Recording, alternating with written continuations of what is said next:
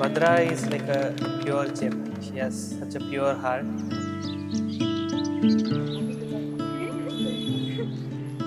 She's like a very delicate flower, very beautiful.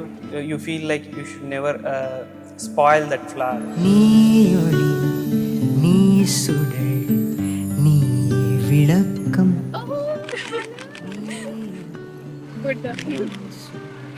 പാവമായിട്ട് silent ടൈപ്പാണ്. ഞാൻ അതേപോലെ ഒരു ചെക്കനെ തന്നെയാണ് കിട്ടിയത്. പക്ഷെ നല്ല ഫ്രണ്ട്ലി ആണ് എല്ലാവരുടെ അടുത്തും. നല്ലോണം പുള്ളിക്കാരി എന്ത് ചെയ്താലും അതിൻ്റെതായ ഒരു പാഷനോടും ഒരു ഭംഗിയോടും ആണ് പുള്ളിക്കാരി ചെയ്യുന്നത്. നല്ല ഡാൻസർ അത് നല്ലൊരു ഡാൻസറാണ്. ആ ഒരു ഗ്രേസ് എല്ലാം വേറെ ലെവല്. നീ കാഴ്ചി മിന്നൽ രത്തിനം കനൽ തീ കൊഴുந்து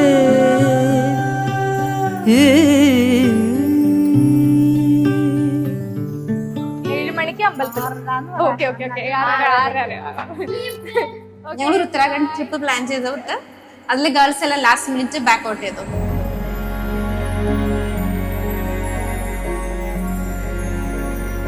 ഒരുമിച്ച് ഈ ട്രിപ്പ് നടത്താന്ന് വിചാരിച്ചിട്ടാണ് ഞാൻ മെറിനെയും ഭദ്രനെയും ഈ ബാംഗ്ലൂർ കർണാടക ഗ്യാങ് വിളിക്കുന്നത്. കല്യാണത്തിന് കല്യാണം വരെ എത്തിയേക്കുന്നത്.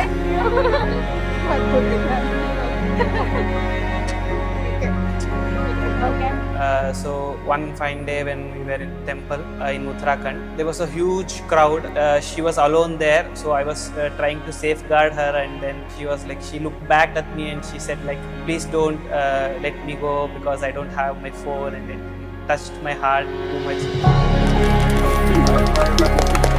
Like I already had that connection inside, but at that point of time I actually felt like I have already fallen into the love. So after that felt like being with her, that is my happiness.